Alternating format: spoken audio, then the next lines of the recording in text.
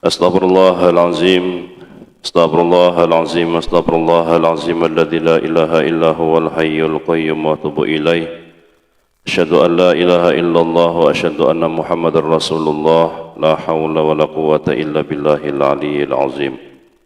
Ila hadratin Nabi Muhammad Mustafa Rasulillah sallallahu alaihi wasallam liqabuli hajatina wa anna Allaha yunawwiru qulubana wa qawalibana ma'at tuqa wal huda wal afaf wal muti ala dinil islam wal iman bila mihnat wal imtihan bihaqi sayyidi waladi adanan wa likulli niyatin salihah wa ila hadrat nabi sallallahu alaihi wasallam al-fatihah. A'udzu billahi minasyaitonir rajim. Bismillahirrahmanirrahim. Alhamdulillahi rabbil alamin arrahmanir rahim maliki yaumiddin. Iyyaka na'budu wa iyyaka nasta'in ihdinas siratal mustaqim siratal ladzina an'amta 'alaihim ghairil maghdubi 'alaihim waladdallin. Amin. Bismillahirrahmanirrahim. Assalamualaikum warahmatullahi wabarakatuh. Alhamdulillahilladzi qad awjada min nurihi nuran bihi amal huda sabaqal awlima fil wujudi bi asriha fal kullu minhu fil haqiqati mubtada. Qala Allah ta'ala fi kitabihil karim, a'udzu billahi minasyaitonir rajim. Bismillahirrahmanirrahim. Khudh min amwalihim shadaqatan tutahhiruhum wa tuzakkihim biha wa salli alaihim inna salataka sakanul lahum wallahu sami'un alim. Wa an ibni Abbas radhiyallahu anhuma qala farada Rasulullah sallallahu alaihi wasallam zakatal fitri tuhratan lisaim minal lagwi war rafath wa tu'matan lil masakin. Faman addaha qabla salati fahiya zakatun maqbulah wa man addaha ba'da salati fahiya sadaqatun minas sadaqati. Sadaqallahul azim, sadaqan nabiyul karim, nahnu ala dzalika minasy syahidin wasyakirin walhamdulillahi rabbil alamin. Puji syukur kehadirat Allah Subhanahu wa taala yang telah melimpahkan kita nikmat iman dan Islam serta umur yang insya Allah akan kita gunakan sisa umur kita untuk senantiasa mengabdi dan beribadah kepada Allah Subhanahu wa ta'ala. Salawat serta salam senantiasa tercurahkan kepada pribadi mulia baginda Nabi besar kita Muhammad sallallahu alaihi wasallam. Pertama-tama yang saya hormati pengurus, ketua dan jajaran Masjid Babul Jannah. Yang saya hormati pula tokoh agama, tokoh masyarakat, para asatid, alim ulama, para habaib jika hadir, bapak-bapak dan ibu-ibu salat subuh Masjid Babul Jannah dirahmati Allah Subhanahu wa taala. Jadi zakat ini Pak berbeda, kita kupas masalah zakat. Zakat itu berbeda dengan pajak, berbeda dengan denda. Karena ada sebagian orang berasumsi jika dia sudah mengeluarkan pajak SPT itu kalau PNS yang 11,5% itu tuh, maka dia tidak perlu lagi mengeluarkan zakat. Karena dia menganggap bahwa pajak itu sudah bagian daripada zakat. Itu yang keliru. Sementara yang namanya zakat itu adalah, kalau menurut bahasa, zakat itu tazkiyah, mensucikan, atau an-numu. An-numu Pak bahasa Arab, lain bahasa Indonesia. An-numu itu berkembang, bertumbuh, itu zakat. Jadi kalau menurut istilah, zakat itu adalah mengeluarkan sebagian harta yang kita miliki pada harta-harta tertentu, pada waktu-waktu tertentu, pada nisab ukuran-ukuran tertentu dan orang-orang yang tertentu. Itu sudah diatur dalam Al-Quran, itu zakat. Jadi zakat itu diwajibkan pada tahun kedua Hijriah. Jadi setelah Nabi Muhammad hijrah dari kota Mekah ke Madinah, tahun keduanya itu maka diwajibkan zakat. Itu zakat apa? Zakat fitrah. Hal tersebut mendasari dengan sebuah ayat dalam surah Al-A'la. Qad aflaha man tazakka wa dzakara isma rabbih wa shalla. Qad aflaha man tazakka itu sungguh beruntung orang yang mensucikan dirinya. Jadi mensucikan diri itu dengan cara mengeluarkan zakat fitrah. Wa dzakara isma rabbih fa shalla, dan dia menyebut Tuhannya yang tinggi, yang maha tinggi, maha agung, dan dia melaksanakan ibadah sholat. Ini ayat terkait tentang masalah sholat Idul Fitri. Nah, jadi zakat ini, Pak, itu ada waktu-waktu tertentu. Misalkan saat zakat fitrah itu sudah ditetapkan, diperbolehkan orang mengeluarkan zakat fitrah itu, diperbolehkan Pak ya, sejak awal Ramadan. Namun jatuhnya kewajiban zakat fitrah itu pada malam Idul Fitri, setelah terbenamnya matahari di ujung Ramadan. Itu zakat.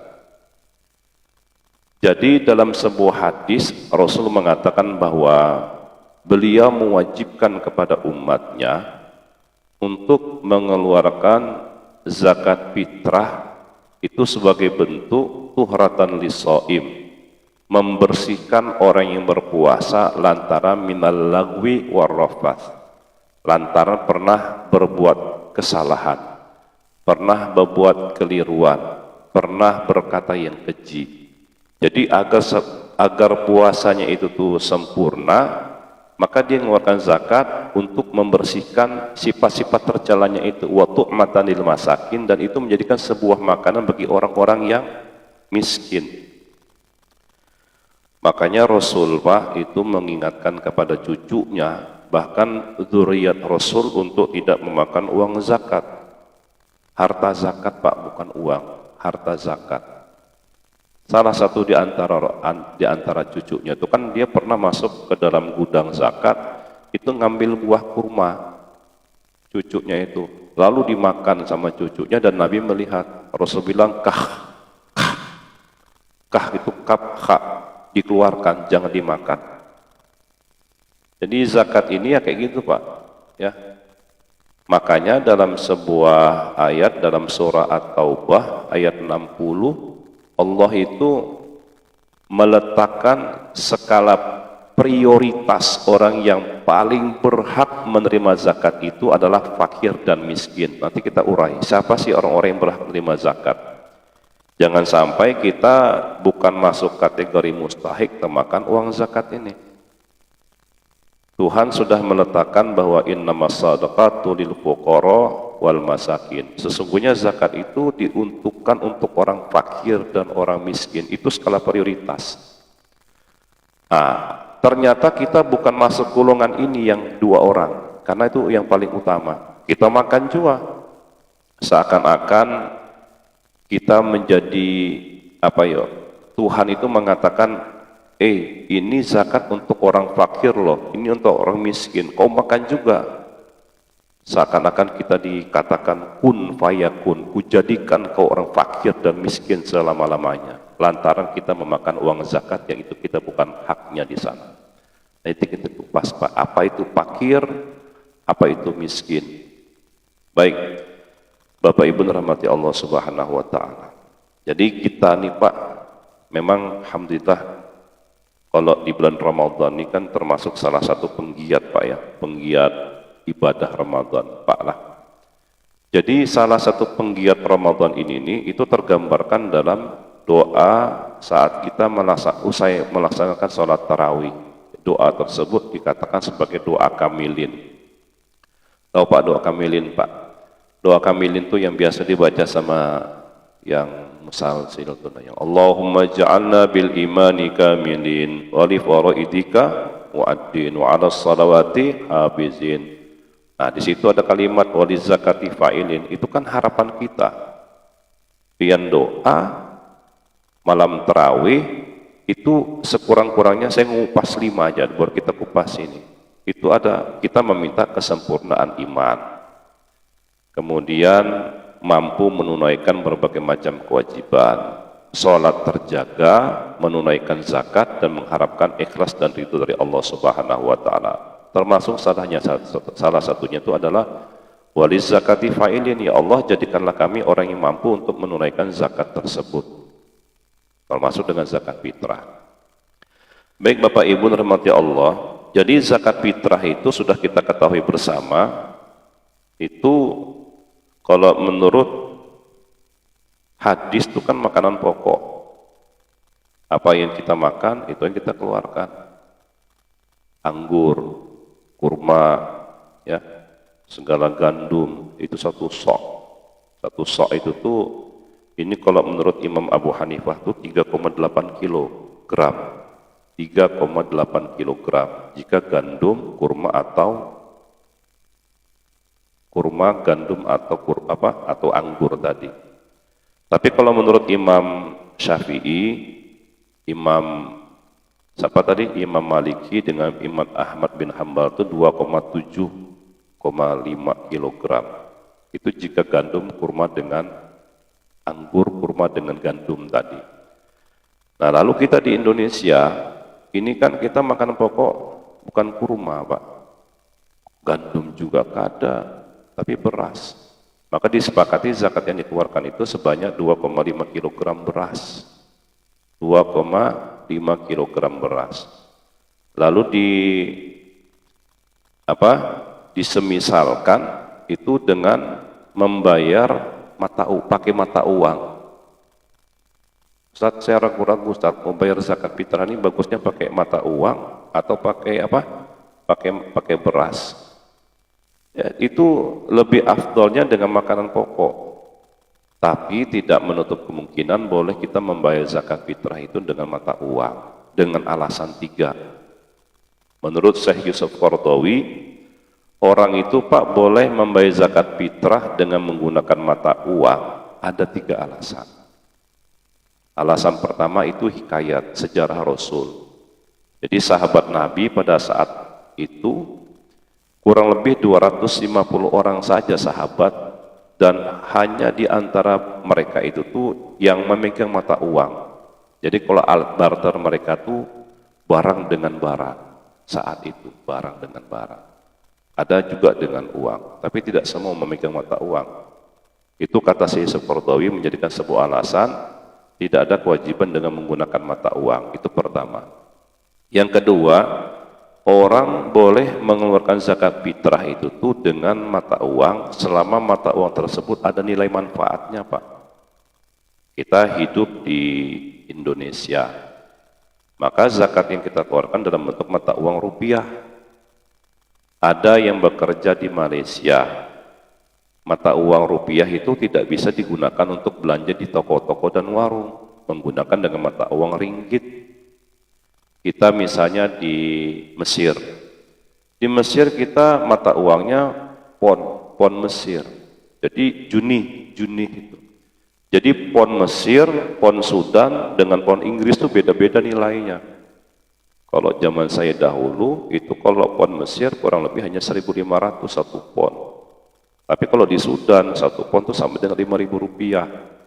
Itu beda-beda. Jadi di mana kita ditinggal, mata uang itu yang kita gunakan. Jangan misalnya saat saya mau bayar zakat fitrah di Babul Jannah ini pakai mata uang real aja, karena lebih afdol dari Arab, ya nggak laku di pasar Merdeka.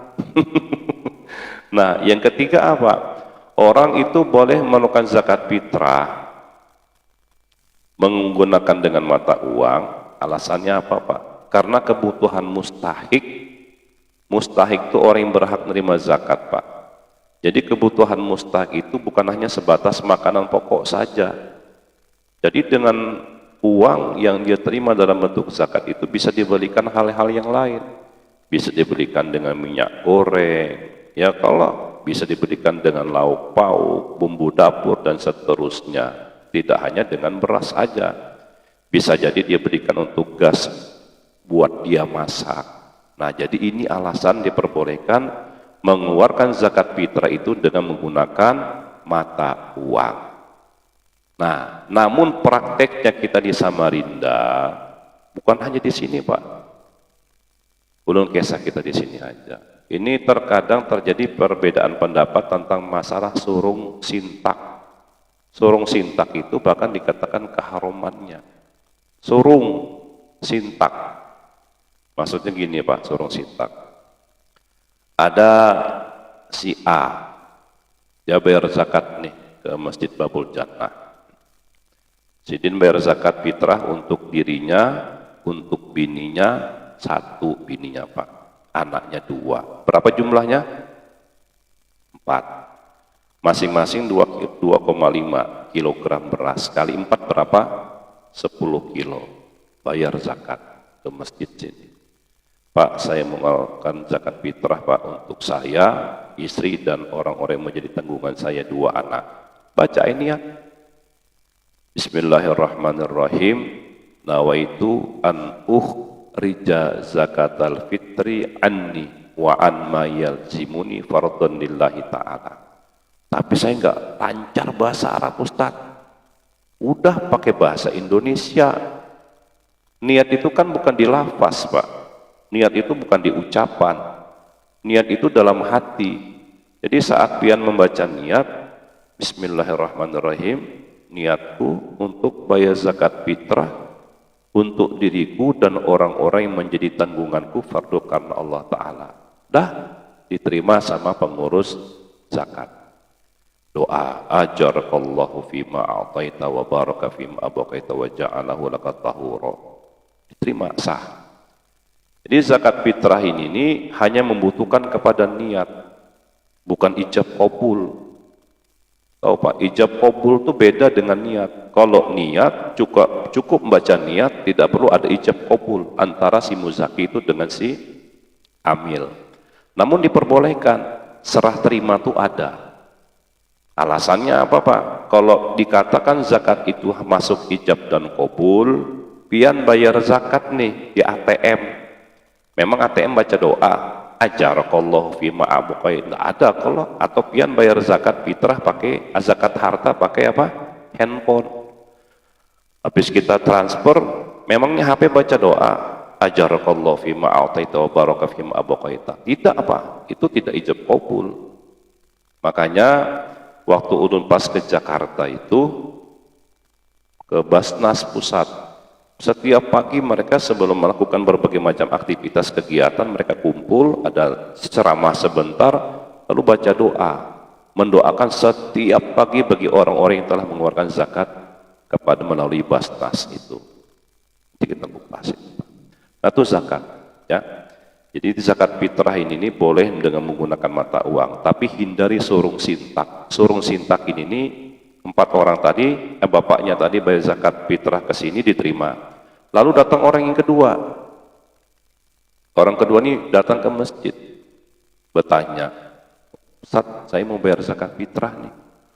Untuk saya, istri, dan 2 anak saya. Ditanya balik, Bapak bawa beras enggak? Saya enggak bawa beras, Pak. Udah, terus bawa apa? Bawa uang. Jadi kan sekarang ini, Pak, tahun 2022 itu kategori zakat untuk yang uang itu ada 3 kategori. Dari 40.000, 60 kata dia, Pak. 50.000 sama dengan 70.000. Jadi 40, 50 dan 70.000. Pilih di antara yang 3 tadi. Kita mampunya di mana? Nah, lalu setelah itu karena tidak membawa beras, hanya membawa uang, katakan dia mengambil kategori yang ke-5. 5 kali 4, 200.000 rupiah.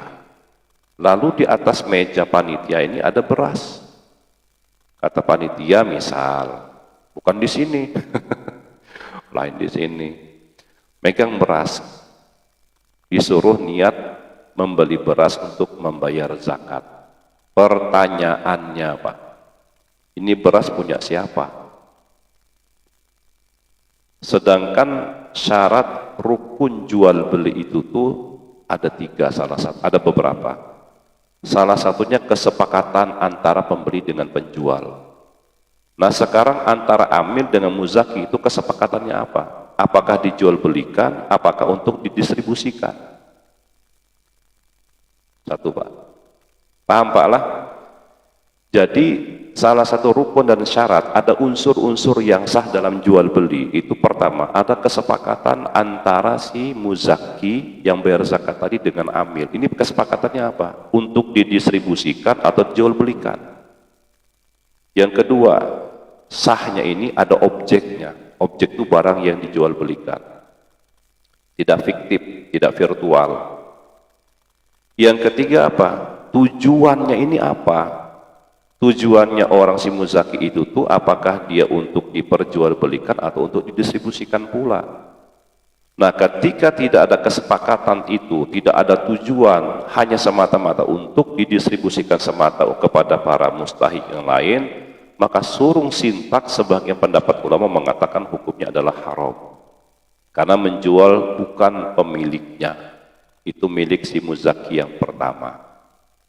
Maka untuk lebih aman, pian pilih antara dua, boleh dengan menggunakan makanan pokok atau dengan menggunakan mata uang tersebut. Paham sudah Pak lah? Jadi alasan mengeluarkan zakat fitrah dengan menggunakan mata uang tadi sudah jelas. Sejarah. Yang kedua tentang masalah kebutuhan mustahik itu bukan hanya sebatas makanan pokok saja. Bisa dia beli LPG, bisa dia beli bumbu dapur, bisa dia beli lauk pauk dan seterusnya. Nah, yang ketiga tadi salah satunya selama uang tersebut itu ada nilai manfaatnya. Jadi pian Pak bantu nanti para amil di sini upayakan kalau mengeluarkan zakat fitrah itu tuh sebelum jam 10:30 atau jam 11 atau sebelum jam 10. Jangan kena pas sudah pagi harinya mengeluarkan zakat, bingung panitia membagikan ke siapa lagi, ya Pak lah. Karena panitia pengurus masjidnya yang diatur bukan hanya masalah zakat saja, infak dan sedekah. Besok ngurus masalah persiapan untuk sholat Idul Fitri, besok persiapan untuk menyambut tamu-tamu yang lain dan seterusnya. Jadi upayakan kalau mengeluarkan zakat fitrah itu tuh boleh 3 hari sebelum Idul Fitri boleh. Batasnya itu tuh memang betul kalau hadis mengatakan man addaha qabla sholata fiya zakatun maqbulah. Jadi barang siapa mengeluarkan zakat fitrah sebelum pelaksanaan sholat Idul Fitri, maka zakatnya diterima.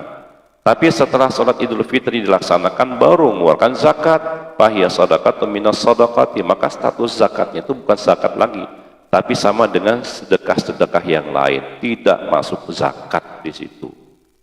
Jadi upayakan nanti kalau bayar zakat itu bantulah panitia sebelum jam 10 atau pas malam raya. Jadi mereka juga bisa mendistribusikan zakat pian itu dengan semestinya. Itu zakat fitrah.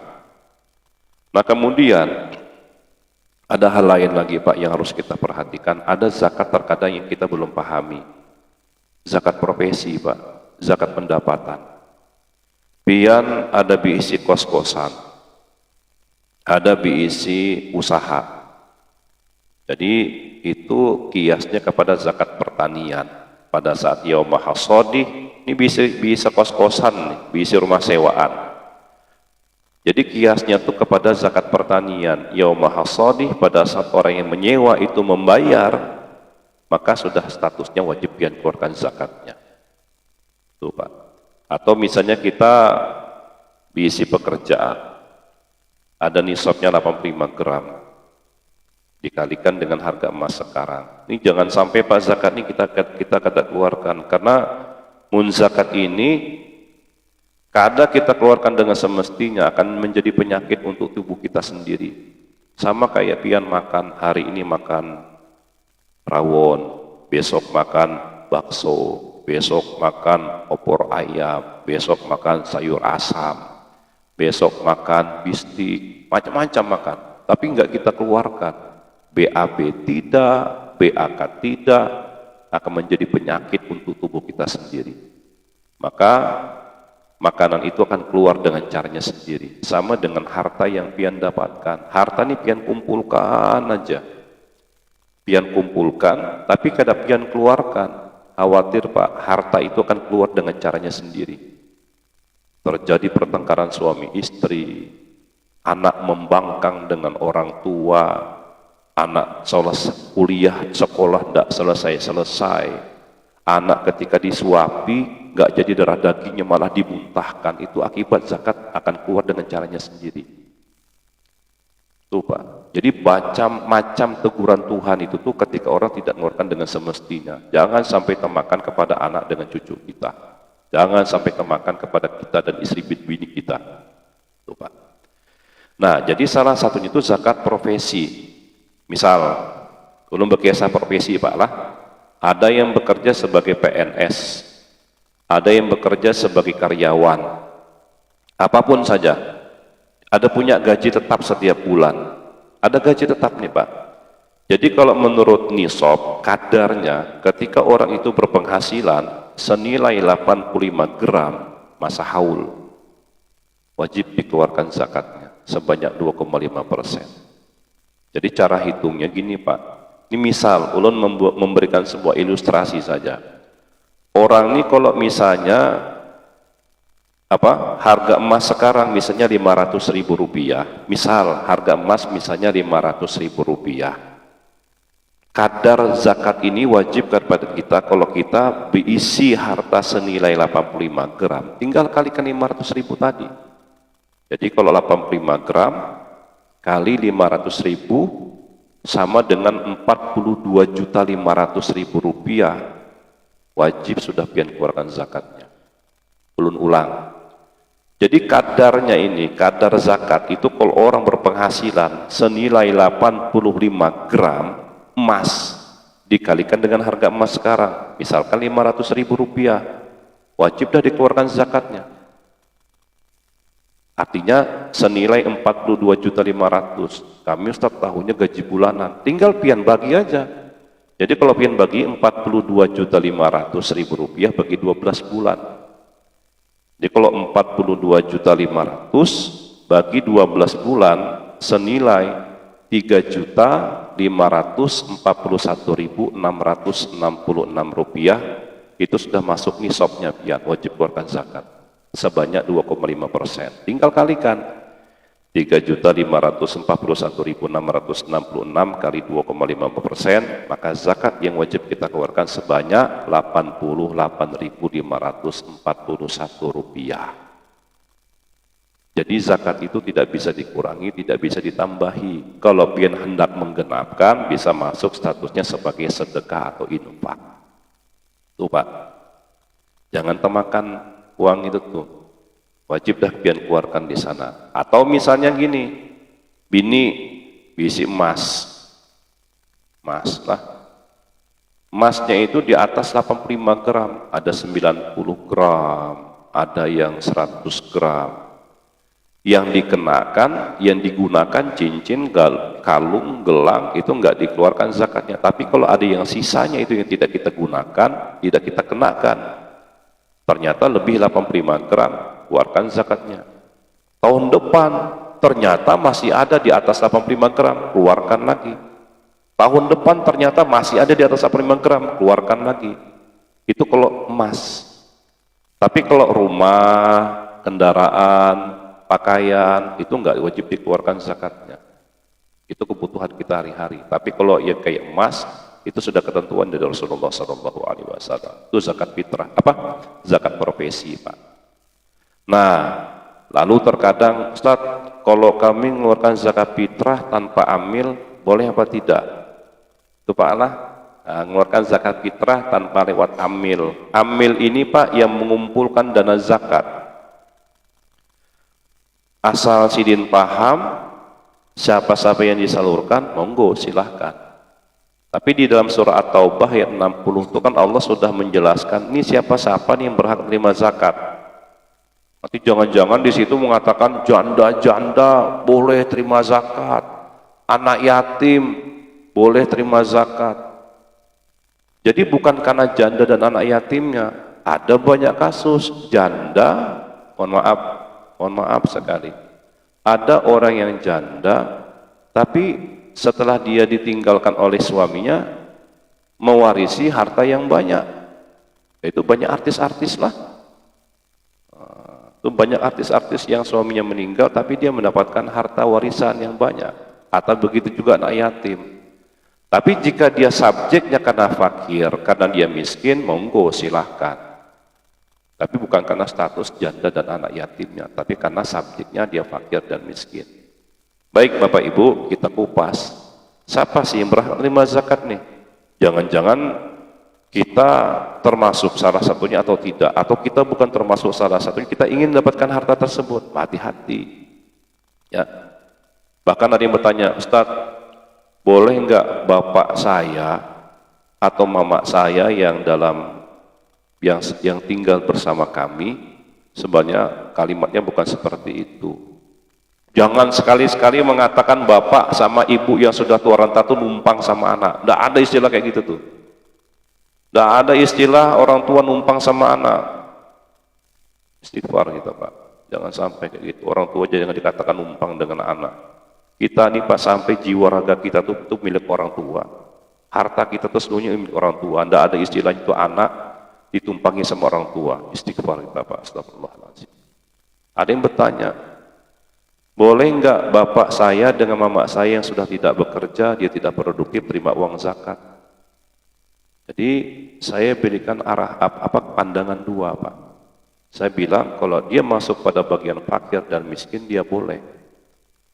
Tapi sampai hatikah kita mengasih orang tua makan tuh dengan uang zakat?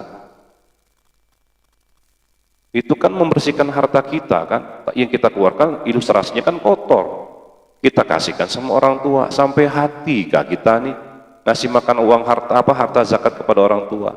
Memang dia berhak untuk nerima, tapi jangan sampailah kita sejak kecil sampai dengan dewasa, mana pernah kita hari-hari kasih uang zakat dengan orang tua kita? Tuh Pak, jangan sampai kita kasih orang tua kita uang harta zakat. Apa yang pian makan berikan ke orang tua, itu juga sama.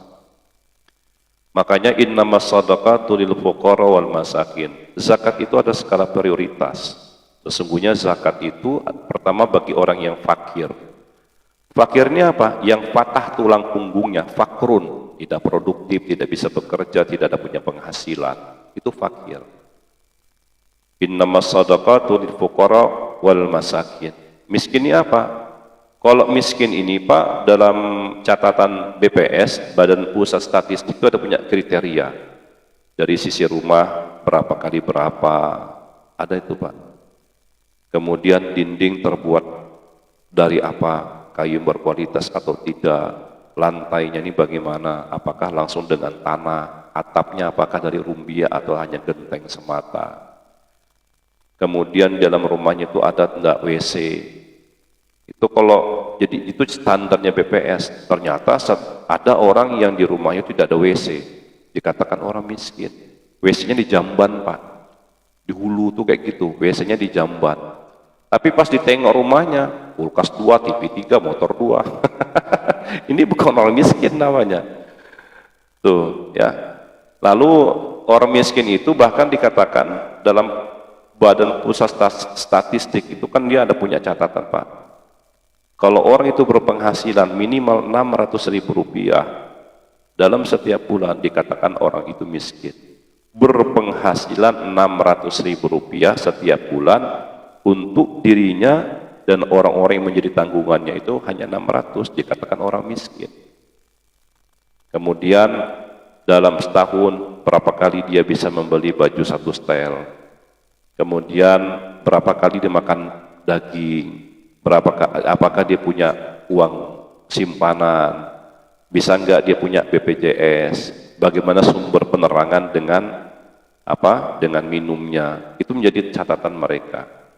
Bahkan Pak di Samarinda, di Kalimantan Timur, jadi jumlah penduduk kita di Kaltim ini Pak, kalau jumlah penduduk kita di Kaltim itu hanya 3.700.000.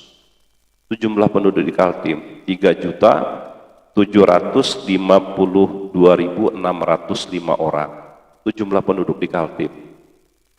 Untuk di Samarinda sendiri itu jumlah penduduk di Kaltim itu hanya 865.000. Ini catatan dari BPS. Tapi kalau catatan dari PUPR itu 1 jutaan. Intinya gini aja Pak, jumlah penduduk di Kaltim itu kan 3.700.000 sampai dengan 3.800.000 orang. Nah, orang yang masuk dalam kategori miskin itu 6,54% untuk seluruh di Kaltim. Ya kurang lebih sekitar 242.000 orang. Itu jumlah penduduk miskin di Kaltim. Lalu bagaimana upaya-upaya pemerintah itu untuk menurunkan status kemiskinan yang ada di Kaltim? Nah, maka setidaknya lembaga-lembaga syariah inilah kayak Basnas, UPZ, LAS itu mengumpulkan dana zakat paling tidak minimal dalam setahun itu ada di atas 600.000 untuk 1 orang. Kan tidak memungkinkan itu Pak, berat masih. Jadi maksudnya gini nah Pak, yang ketiga itu orang yang berhak menerima zakat ini kan amil, wal amilina 'alaiha. Jadi amil ini nih Pak diatur dalam Undang-Undang 23 tahun 2011 itu hanya 3 agar tidak bias, tidak ada amil-amil liar. Siapa mereka ini?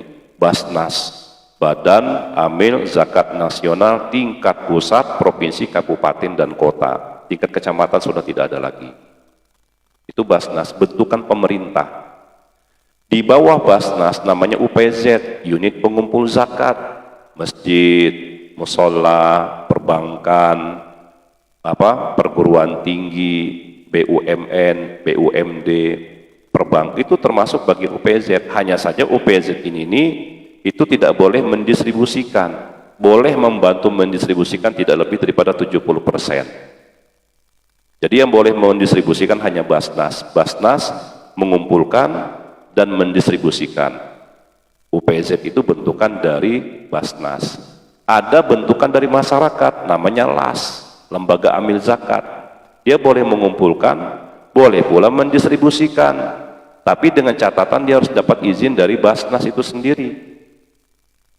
Kayak DPU, BMH, DD, Dompet Duafa, Baitul Mal Hidayatullah, Las Nuh, Las Muhammadiyah dan seterusnya. Dia boleh mengumpulkan dan boleh pula mendistribusikan.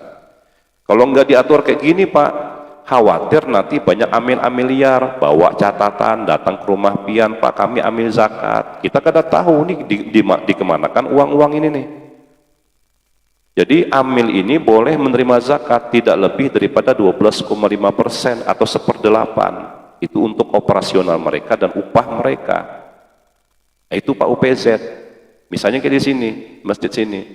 Ini ada punya hak mereka sebagai amil 12,5% atau 1/8. Tapi untuk seluruh amil, bukan masing-masing 12,5%, 12,5% habis zakat kayak gitu tuh. Kada kayak gitu. Nah itu Pak, itu yang ketiga. Yang keempat apa? Wal mu'allafati qulubuhum. Yang berhak menerima zakat ini mu'allaf. Mu'allaf ini Pak ada batasan waktu. Mu'allaf itu tidak lebih daripada setahun. Lebih setahun itu bukan mu'allaf. Mana ada mu'allaf itu disandang sampai statusnya seumur hidup. Udah 10 tahun masuk Islam dikatakan mu'allaf. Tidak ada. Sama dengan yatim. Yatim itu juga ada batasan umur, lebih 15 tahun kalau sudah masuk usia balik bukan yatim lagi. Kai bekesah sama cucu, kai ini yatim. Lain. Jadi kalau sudah masuk usia balik itu bukan lagi dikatakan anak yatim. Nah, sama dengan mu'alaf. Mu'alaf ini ada batasan umur, lebih setahun itu bukan dikatakan mu'alaf lagi. Tuh Pak. Karena khawatir dengan orang membawa sertifikat dia mu'alaf, datang ke Masjid Mabul Jannah, Pak saya mu'alaf, kasih uang zakat. Kemudian datang lagi ke masjid yang lain, Pak saya mu'alaf, ini sertifikatnya dapat lagi uang zakat. Tidak boleh seperti itu. Nah jadi dalam Quran Surah Taubah 60, coba kita perhatikan Pak. Di situ ada huruf jar dengan kata-kata fi.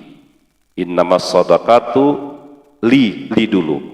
Innamas shadaqatu li al-fuqara al-masakin al-amilina 'alaiha wal mu'allafati qulubuhum. 4. Kalau kata-kata li itu peruntukan mereka, itu haknya mereka Pak. Tidak boleh kita misalkan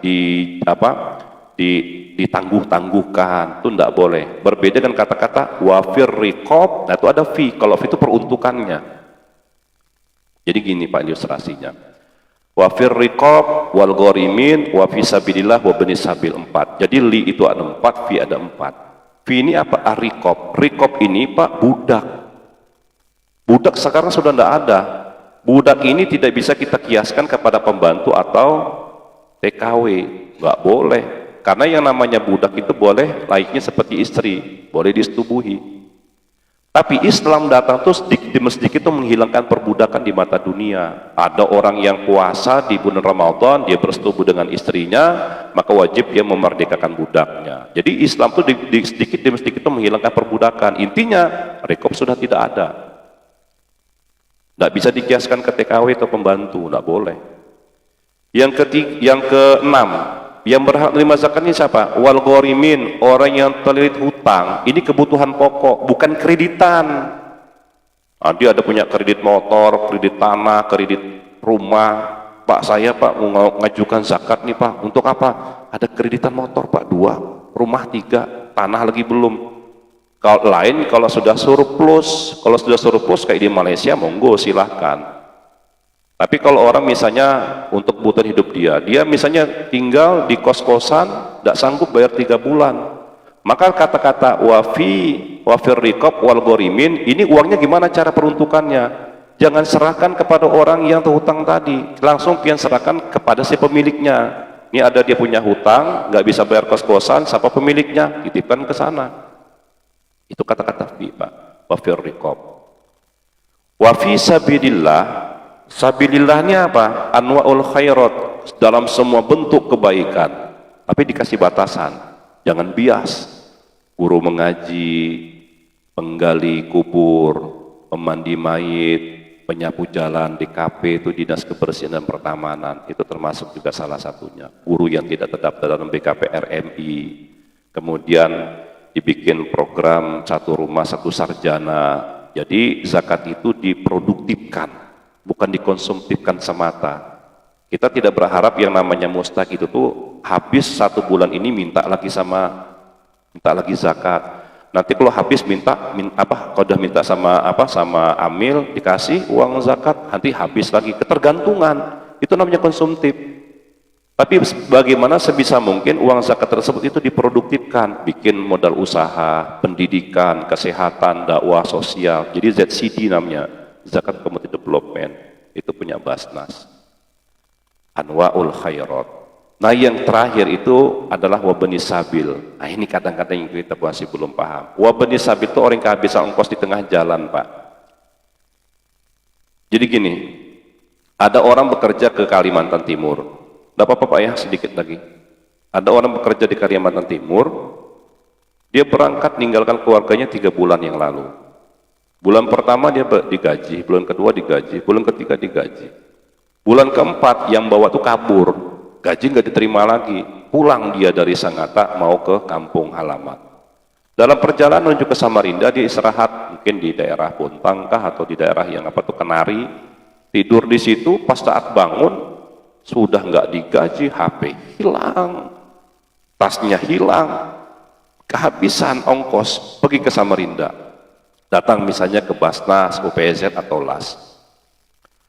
Jadi sebelum dibantu tuh diwawancara dulu, bapak namanya siapa, nama istrinya siapa, anaknya ada berapa, siapa namanya, berapa lama ditinggalkan, diverifikasi. Lalu hubungi keluarga yang di sana, betul ibu punya suami namanya si A, betul anaknya berapa. Jadi disamakan cerita ini dengan yang di sana, dengan di kampung halaman. Jika sudah dianggap benar, maka wabani sabil tadi bukan kita dalam bentuk uang yang kita berikan, kebutuhan dia Pak. Jadi peruntukannya ini, belikan tiketnya. Karena pernah kejadian, datang itu ke kita, dia cerita, Ustaz, saya ini mau pulang kampung nggak ada uang. Saya udah 3 hari nggak makan. Betul Pak, sama saya. Ramadan saya juga nggak makan Pak. Akhirnya apa? Setelah itu titipkan uang, karena staf itu kan pada punya ada kesibukan, titip uang sama dia. Pulangkah? Bahasa Samarinda kayak gitu. Pulang kayaknya. Ternyata apa? 1 minggu kemudian jalan ke pasar pagi, melihat lagi orang itu kata bulik. Nah ini yang keliru. Makanya kata-kata wabni sabil itu peruntukannya kita belikan kebutuhan dia, jangan titipkan uangnya. Sama dengan yang Gorimin tadi. Inilah kalau kita misalnya betul-betul paham, siapa yang berhak menerima zakat, monggo pian silakan. Makanya fungsi amil itu agar pendistribusian zakat itu merata. Misalkan kayak di Masjid Babul Jannah ini, ada berapa RT mendapatkan laporan dari masing-masing ketua RT kepada amil, dihitung berapa zakat terkumpul, dibagi dengan jumlah yang semestinya, baru disalurkan. Jadi merata dapatnya, tidak tertumpuk hanya satu orang saja. Nah itu tentang masalah perzakatan. Jadi Pak, ibadah kita itu bukan ibadah vertikal antara kita dengan Tuhan.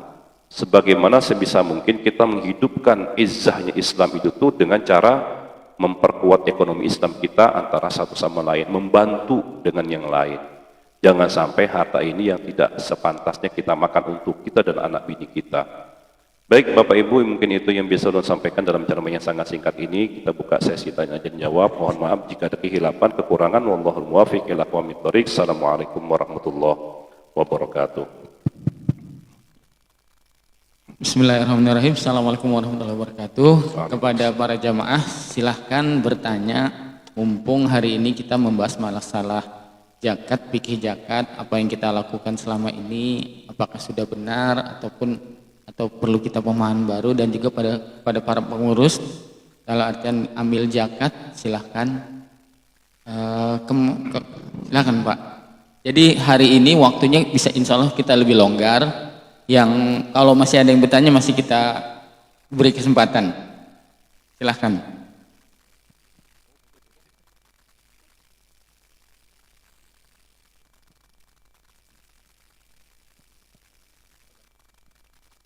Assalamualaikum warahmatullahi wabarakatuh. Waalaikumsalam warahmatullahi wabarakatuh. Kalau kita lihat redaksi tentang perintah zakat, khudz min amwalihim, mungkin sedikit agak berbeda dalam penerapan di negara kita. Kata-kata khudz di sini adalah ambil. Selama yang terjadi di sini jarang ada proaktif dari UPZ LAS itu untuk datang dan menjemput zakat. Karena perintah khudz sama dengan sholat aqimus sholah. Jadi rukun Islam itu dua ini yang sangat ditekankan oleh Allah. Dirikan fi'il amar yang digunakan. Nah, yang terjadi di LAS atau di yang lain-lain ini itu hanya proaktif dalam mendistribusikan. Tapi tidak dalam mengambil, mendatangi ke rumah-rumah. Apalagi edukasi tentang zakat ini sangat rendah.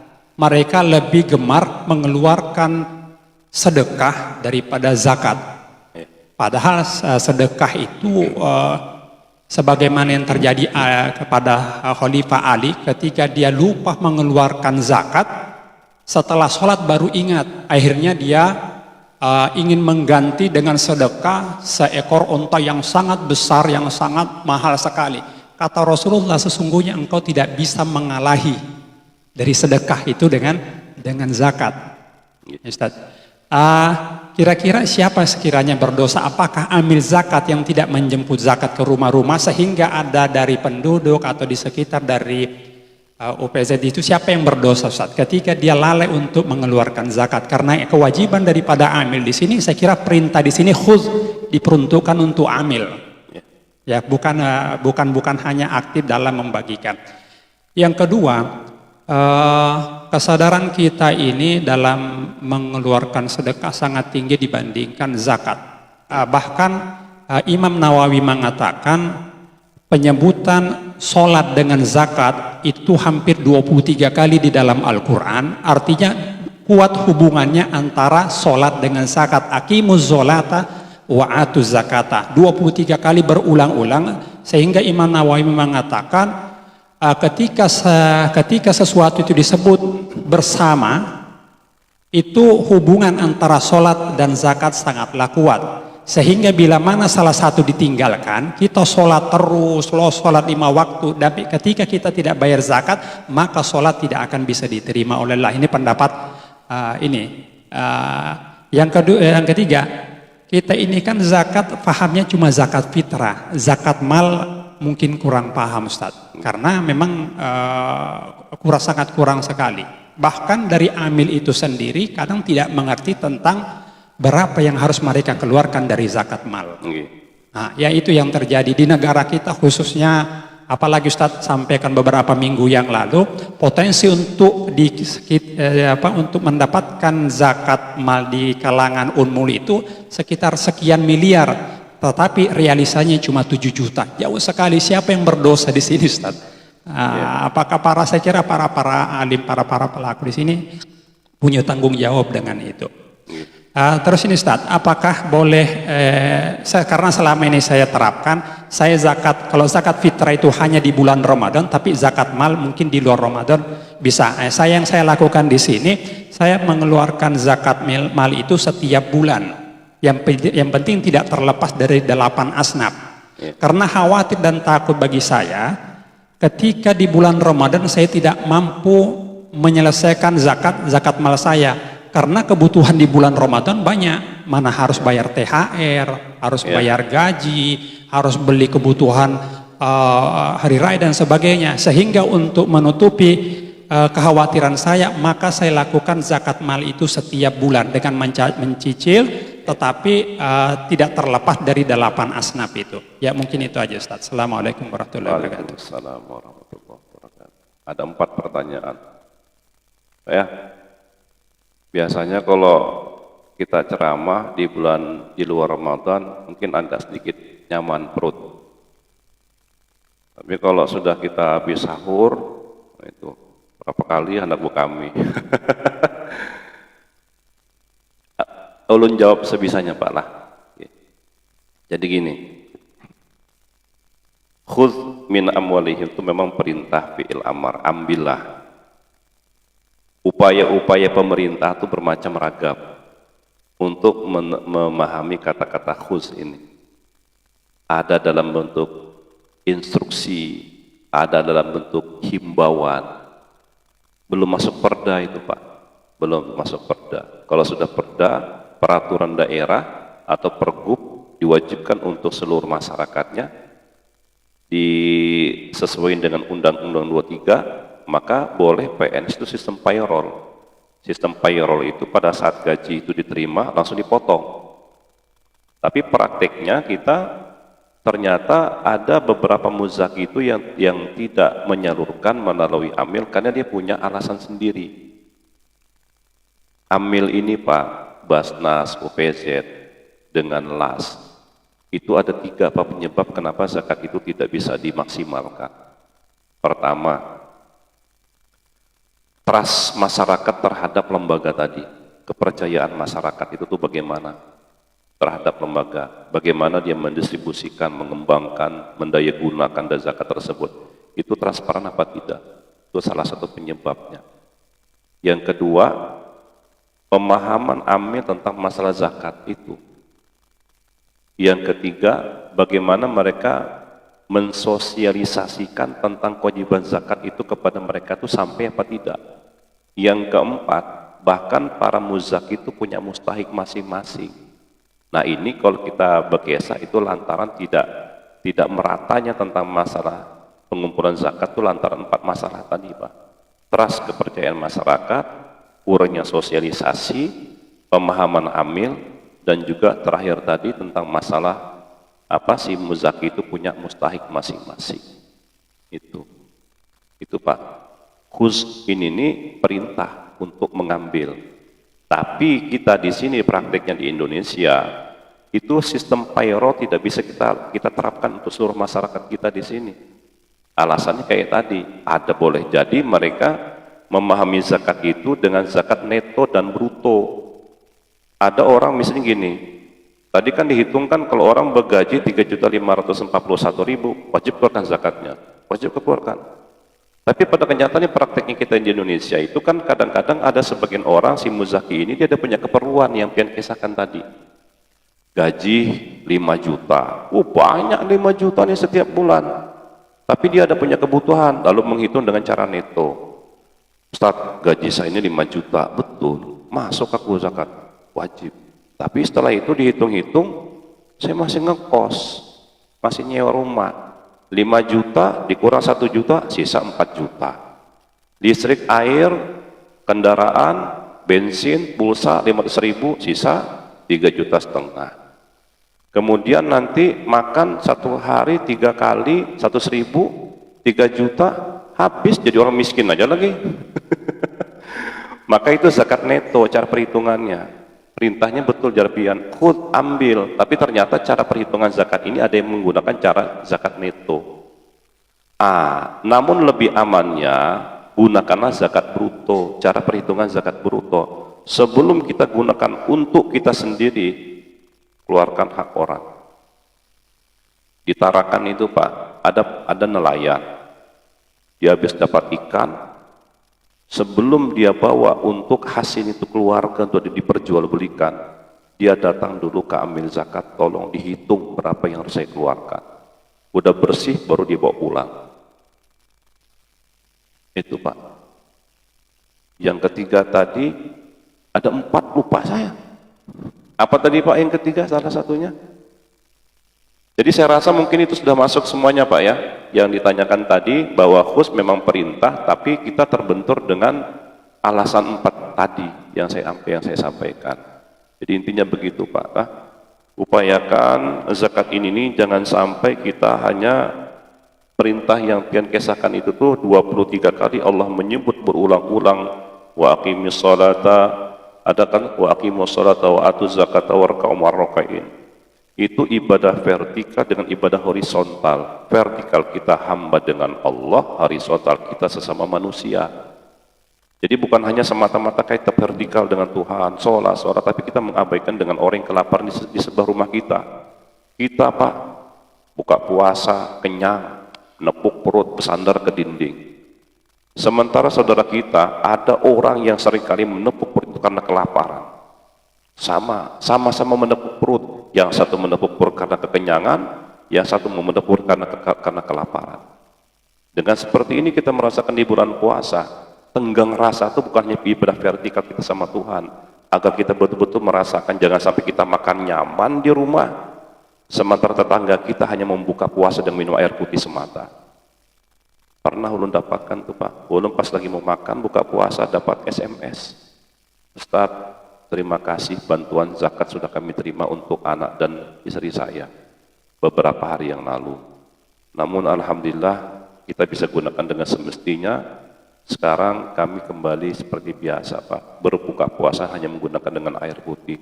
Sangkal Pak, kita hendak makan, hendak minum nyaman tuh melihat saudara kita kayak itu kelaparan cuma buka dengan air putih. Tuh Pak, peringkatnya dengan zakat ini kita bisalah kita hidup bersosial dengan mereka dengan cara berpuasa. Bagaimana kita merasakan lapar seperti mereka rasakan beberapa waktu-waktu yang lalu. Gitu Pak, Ustaz. Mudah-mudahan bermanfaat. Mohon maaf jadi kehilapan dan kekurangan. Ada lagi? Silahkan, baru dari sisi sebelah kanan tadi yang kiri. Ada? Jangan ibu-ibu mungkin ada? Di belakang? Satu aja lagi. Iya.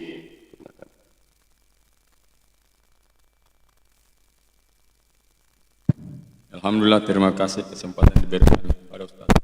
Assalamualaikum warahmatullahi wabarakatuh. Waalaikumsalam warahmatullahi wabarakatuh. Ya Alhamdulillah, ini masalah zakat fitrah. Biasanya kami sekeluarga bayar zakat fitrah itu dengan kerabat dekat.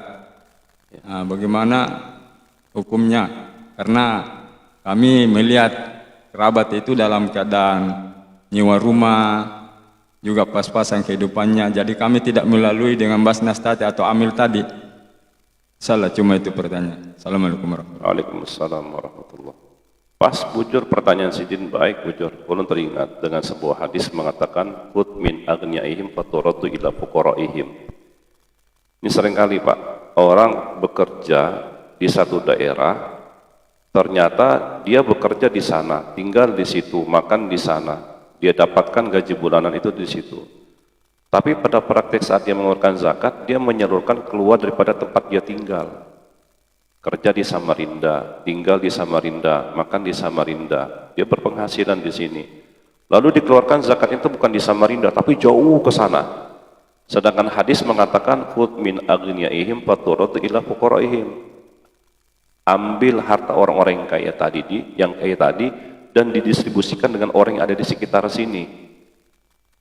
Nah, hanya saja di situ ada lagi sebuah ayat mengatakan dzawil qurba. Dzawil qurba itu salah satunya kita boleh mendistribusikan kepada kerabat memang.